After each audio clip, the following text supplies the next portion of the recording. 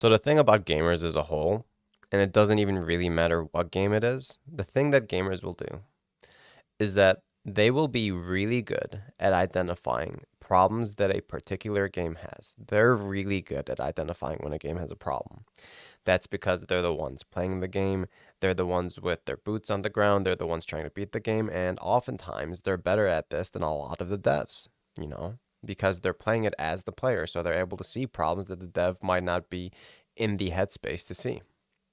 However, just because players are so good at identifying the problems in any particular game doesn't necessarily mean that players are any good whatsoever at actually proposing solutions to those problems. And this is something you see a lot where the players will be like, okay, there's this problem. And then the devs are like, okay. And then the players will be like, let's fix it like this. And then the devs are like, no, that's not the way to do it. And sometimes the players are right. But oftentimes, the players don't have game design experience. They don't have game development experience. And so they're not always the best at identifying the solution to issues. And so what this post is, this is something that was posted on Reddit a couple days ago. And it talks about how during the 14-hour live stream that Square Enix and Yoshi-P put on, someone brought up the question about the healer shortage in Party Finder and just the healer shortage in general. And someone asked Yoshi-P, well, what do we do about this? How do you propose solving this issue?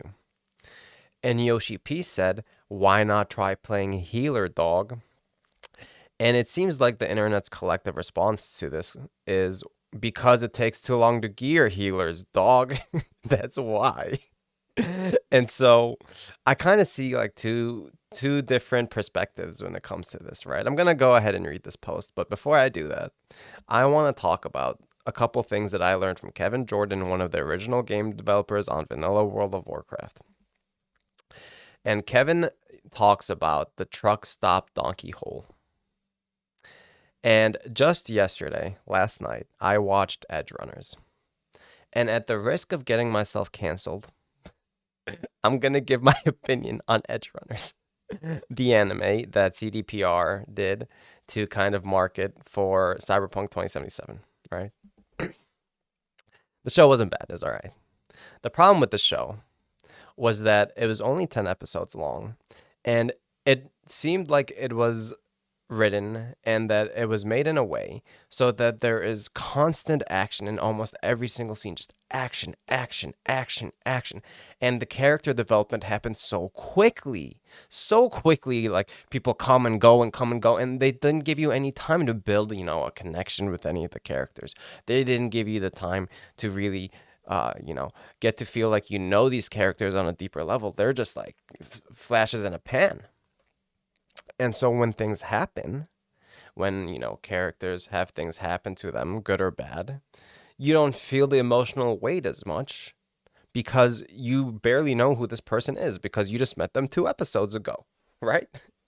And like the character development happens so quickly, and what that does is it creates a situation where every scene is exciting, fast-paced, action, action, action, action, action, and it seems like they're trying to cater to these like shorter attention spans. But what you lose out when you have that is depth. What you lose out when you have that is the richness of the of what character development would otherwise be. And to go back to Kevin Jordan, when he talks about truck stop donkey hole, what he's talking about is a situation where you are going ahead and getting head, right? And he says, when you go to a truck stop donkey hole, you put your dick in a hole, and you have no idea who's on the other side. Maybe you work as a someone who drives trucks, and you stop at a stop, and there's a little truck stop donkey hole, and you put your dick in, and you don't know, who's on the other side. Is it someone who you'd consider attractive, unattractive? Is it, male, female, donkey? We don't know. And the reason why Kevin Jordan says it like this, what he's trying to say is he's trying to contrast this to something like a long-term romance where there's that mystery, there's that suspense, there's that excitement of getting to meet somebody new and, courting them And do they like me? Do they not like me? And then the first date goes good, and then you're excited for the second date, which happens next week, and then it culminates and culminates and culminates into this much, much longer experience. It's a lot more rich than just, stopping at a truck stop donkey hole, getting your dick sucked, and going home. And he's talking about this in the context of game design, where if game design is always done in a way where it's just action, action, action, instant rewards, instant gratification, just, in and out, in and out, in and out, it greatly diminishes the richness of the experience. And so, as you can see in this post, they're like, okay, fuck that. Give me my, I want my dick sucked now. I'm not trying to wait next month for this, relationship to flounder. I want my dick sucked today, right now. And this is typically the direction that gamers will try to go in. However, Kevin Jordan also talks about egg timer game design. And he remembers and he reminisces back on when he was playing one of the old school MMOs. I think it was Ultima Online or EVE Online, actually. And he was talking about how when you'd go through the game, sometimes through RNG, you would randomly proc a attribute. You'd get +1 strength or +1 agility or whatever that attribute might be, and it would proc randomly. And he said what ended up happening was that EVE put out a patch where instead of this happening randomly, it would happen on an interval every 15 minutes. And so then what player behavior ended up becoming was that people would log on, they would get their +1 strength, they would log off, they would set a timer for 15 minutes, they would log on, get their point, log off, set a timer for 15 minutes, and they were put on this egg timer. And Kevin Jordan says that this is when he knew that this was the beginning of the end for fun.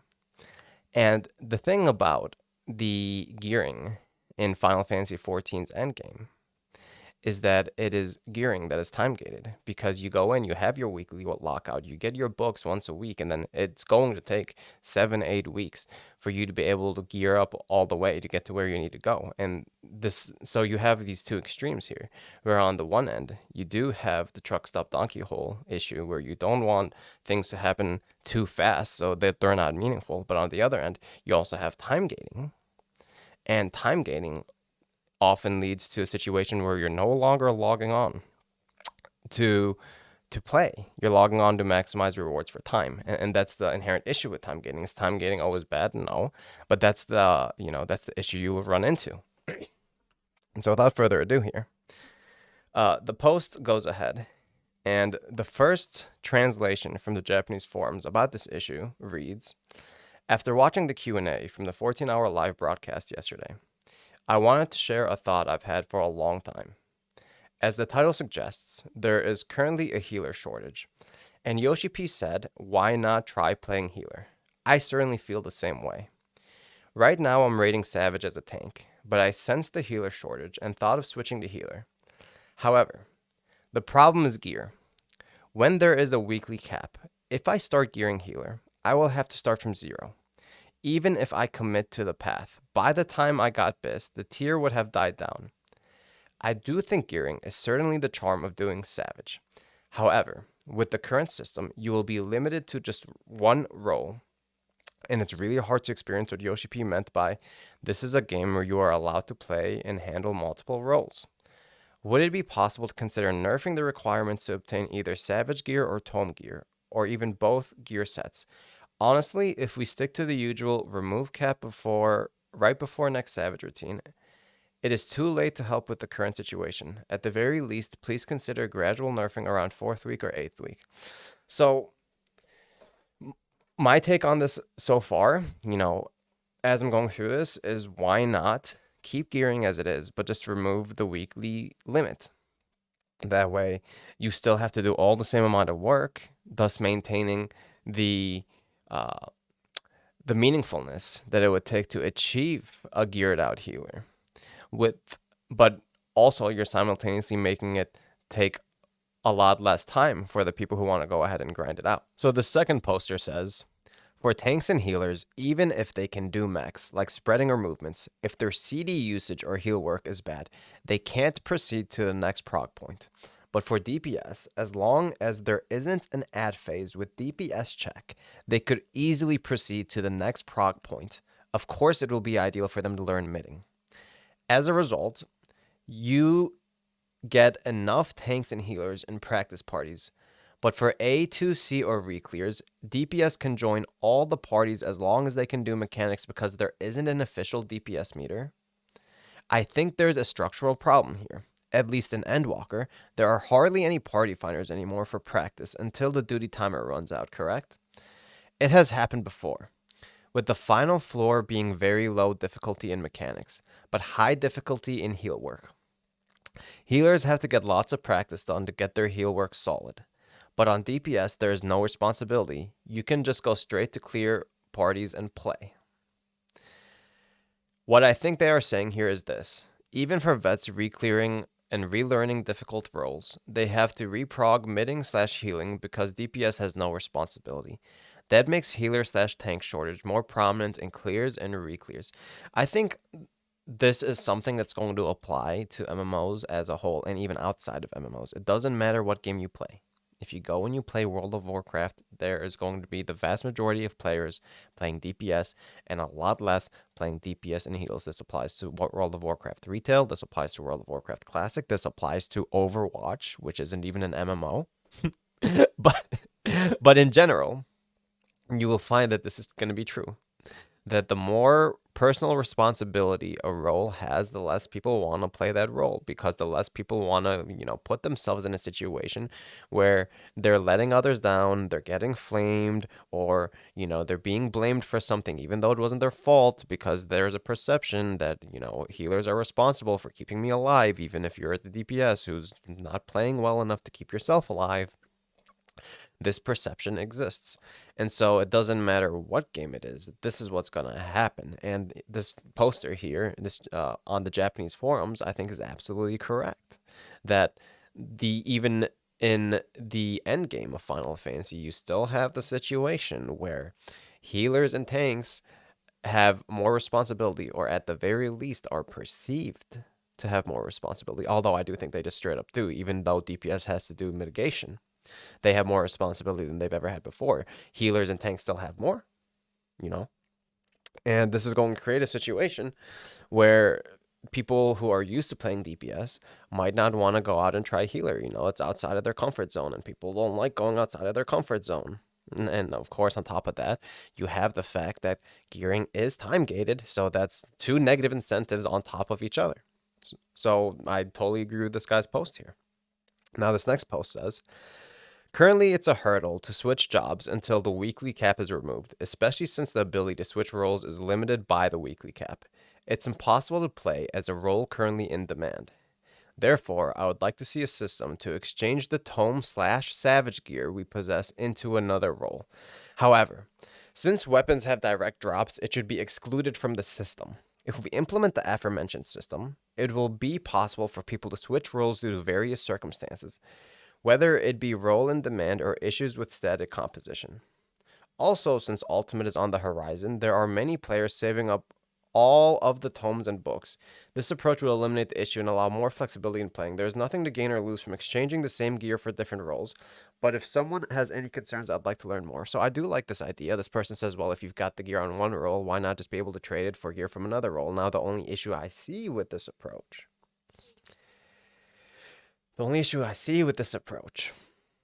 is that it keeps time gating in the game, one.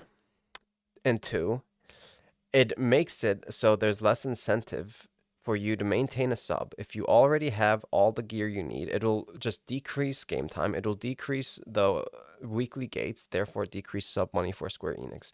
I know we all love Final Fantasy XIV on this channel. However, they are a business, right? They are going to want to maximize their profits. They are. And so the issue with this approach here is it's saying, so what we need you to do, Square Enix, is greatly reduce how long it would take us to re-gear new jobs. And in doing so, decrease how long people stay subbed because they'll clear things on different roles a lot faster. Right? And that's just the reality of the situation. And so this next post here says, rather than thinking of this as nerfing the gearing requirements, it's more like Yoshi-P said, go switch to healer. And we go back to him with, sure, then give us more gear. Number 8. I think Yoshi-P was implying just buy crafted gear, and you don't need to overmeld in his remarks. But honestly, the players probably won't allow that. No overmelds to happen. It's a difficult problem. Yeah, and that's why you'll see in MMO economies, whether it's the World of Warcraft auction house or the Final Fantasy market board, you will find a situation where the BIS gear for anything is 10 times more expensive than the second best, than the second in line BIS, because people naturally are min-maxers. They want the best of the best, and there's so much more demand for the best of the best than there is demand for the second best. That's just the way it is. And so to go in with your gear not penta-melted, it's like, why are you not playing BIS? What's wrong with you? And then, it again opens you up to a situation where people can, especially if you're not playing well, they can start to nitpick at you and be like, oh, you have, 2 materia on your gear slot instead of 5. No wonder you're doing so bad. And people don't want to be put in situations like that. And so, to my understanding, it is possible for some players to clear all of Savage with crafted gear that isn't penta-melded, that only has 2 material, on each piece. However, I think this is a minority of players, and it seems like the vast majority of players who actually end up clearing Savage, end up getting their hands on penta-melded gear. And this is actually a really good point, because what this reminds me of is that it is actually not time gated. Gearing is not time gated to the extent that, a game like World of Warcraft is, because technically, you can go in with crafted gear. You can get all penta-melded crafted gear, level 610, and you can clear. So with that, with that in mind, I'm starting to think now that, like, okay, maybe this time gating isn't a big deal, because getting that isn't time gated. You just need the gil. Is it expensive? Yeah, it's expensive, but there's no time gating on gil. So, it's a fair system. Now that this poster reminded me that that's the case, it's a fair system, dog. Like, it's fine. And so this next post here says, is there anyone who can really clear this tier without pentamelds? Even if there is, it's limited to the very top players, isn't it? Yeah, and that's what I've heard too, that the majority of people who do clear Savage cleared with penta-melded gear. Yep. Now, this next post says, if you join a reclear party as a eye level 610 healer without penta, people will think you are a parasite. Yeah, and this is what I talked about earlier. It's not even a matter of can you do it. It is about a player not having the bare minimum gear needed to clear. Yeah, because, and the way this will typically play out in Party Finder is no one will call you a parasite if you're a healer without penta-melded gear, so long as people are doing well. But once people stop doing well, even if it's not the healer's fault, even if it's somebody else's fault, they will inspect the healer. Not all the time, but there's always the potential that they will inspect the healer and be like, hey, dog, why don't you have penta, man? What are you doing? And so, yeah, and then again, another reason why people are like, fuck playing healer. Why would I put myself in that situation? And so the next post here says, there might be people who can pull it off, clearing without pentamelds, but most players can't. Now, what I also just thought of is, how when you're going through roulettes, if there is a role in demand, you get extra rewards. There's nothing like that for clearing Savage at all. What extra rewards do you get for playing healer? And if you're going through and you're clearing Savage, none really, right? So if there is extra incentive to go ahead and do that for roulettes, why isn't there one for Savage? Which is, a lot harder, and there's a lot more room for people to get stressed out. And something that Blizzard did recently with Classic World of Warcraft is they made it so when you went into a endgame dungeon as a tank or a healer, they gave you an extra satchel of rewards. Now, I don't agree with the way Blizzard went about doing this in Wrath of the Lich King Classic, and the reason why I don't agree with the way they did it is because the rewards that they're giving out are very rare cosmetics that were very lauded, and if they're making these rare cosmetics less rare, then they're going to be less lauded and less prestigious. So I don't agree with the way that Blizzard did it. But that doesn't mean that there isn't a way to go ahead and incentivize people to go ahead and play healer. But then, with that said, once you find yourself in a situation as a game designer where you're having to use external incentives to get people to do things, that's also not a good sign, because that implies that there's something wrong inherently with the gameplay itself. So it would be a very tricky line to walk. if they were to go that route. Am I saying they should or shouldn't? I don't know. Like, I'm not a game designer myself, but if they did add that incentive, more people probably would play healer. But also, that points to a situation where it's like, okay, is there something wrong with playing healer? And I don't think inherently there really is. What, there is an issue with is people not wanting to gear up, as you see here, and with people uncomfortable with that amount of responsibility. So there's no real easy solutions I could think of here. And so the next post here says that it takes 8 weeks to get one piece of gear. With bad luck, it takes 16 weeks to get both chest and weapon. Here are my reasons. Not enough time to prepare gear for Ultimate or Criterion Dungeon. There's usually about 4 months or 16 weeks between odd and even patches. For Ultimate, the general rule is to be available for multiple jobs in the same role. For tanks, people might need to adjust for 4 jobs. So it's only natural to at least get 2 to 3 weapons in advance. There are certain jobs that are more advantageous with the Ultimate design, or there can be job adjustments happening during even patches. For players who want to clear the Ultimate within the patch, it's the best course of action to consider job balance and switch jobs accordingly for prog. In a design where you can only get one weapon, it would be fine if the balance is so perfect that any job can prog without hesitation. But over 9 years of service, Final Fantasy XIV has never achieved this level of perfect balance, so gearing becomes a difficult issue from the player perspective. There's never going to be perfect balance in any game, especially a game like an MMO where you have that many jobs. It's not something that's achievable. And not only that, but you also run into the issue where if you were not constantly changing the way that jobs worked or tuning the numbers in the back, what would quickly happen is players would establish a meta. And once a meta is established, or a tier list that's set in stone is established, that's when games start getting stale, and that's when people start dropping off because the game becomes solved. And that's an issue that Blizzard had with Overwatch 1, where a lot of the competitors, League of Legends, Valorant, all of these competitors are going ahead and constantly shaking up the meta. So there's always new things to solve, always new things to discover. And that's good. It keeps the game fresh.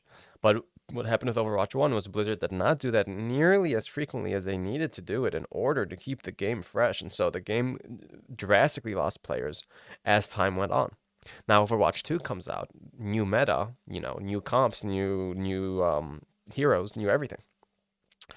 And, it's exciting again. It's fresh again. And so there's no real winning when it comes to balance. There's no real winning when it comes to job design. The best you can really do is stay within 1-2% of, let's say, theoretical DPS for DPS jobs, for example, or healing, or, whatever it might be.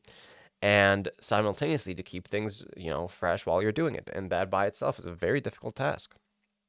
Now, then the poster goes on to say, depending on when you start prog and how long it takes to finish the tier, you could be missing books too. So 8 books for one weapon takes way too long. I understand there might be some time gate for gear from low difficulty content, but that's not what Savage weapons are supposed to be. Since Savage gear is gatekeeping players from doing the upcoming content, there should be an easier way to obtain more raid gear. In even patches, you get twines and shines as catch up, making tome gear easier to get. Then what's the point of gatekeeping Savage gear? The point's probably to keep you sub longer, right? And that's just the reality of it. I love Final Fantasy. It's a great game. This is going to get, me canceled for me saying this, but they are a business. And they need to do what they need to do to keep the game running, right? And to keep, the executives at Square Enix okay with the company investing money into the game. And so this last post here from the Japanese forum says, it is evident that ranged DPS and healers are in shortage in Abyssal's reclears. How this happened is not the point of discussion here, but even if one has motivation to switch to healer, gearing is so out of reach. To create flexibility in job switching, we should allow tier reclears an easier way to access gear so they could try out different jobs in other Savage parties. And that's another good idea, although I don't know how easy it would be for this to implement. But let's say you have gotten the gear already, the equivalent eye-level gear or the equivalent quality gear on your main job. when you go ahead and you do it on your second job, that no longer is time gated. Kind of how they do it now with experience. You know, if you have a job at level 90, you get double experience in every other job until you hit that cap. If you have your main at level, let's say, oh, I don't know, 70, then if you're leveling any other jobs, you're going to get a huge XP boost until they hit level 70. If they can achieve something like that with gearing, that might also be a good idea, you know? If you're already thinking about adjusting raid difficulty with tome weapon, then there is no problem with restricting savage weapons. So there's obviously no easy solution here. I do agree with the players overall that this does seem like a problem. You know, there's already a lack of strong incentive for healers to go ahead and heal in savage in the current tier. But if you on top of that make it difficult for people to even gear to get to that point, there's even less incentive now, and you're going to have this problem. Now, a lot of these players went ahead and they suggested solutions, and you know, a lot of different variation of solutions. Some of them I thought were better than others, but at the end of the day, I don't think anyone here who's posting is a game designer. I'm not a game designer myself. And so I am hoping that this thread, this forum, does actually end up getting to Yoshi-P. And I trust his judgment better than my own to be able to see if he can come up with a solution to this problem. And that's all I had to say for this video. We'll see you guys in the next one. Peace.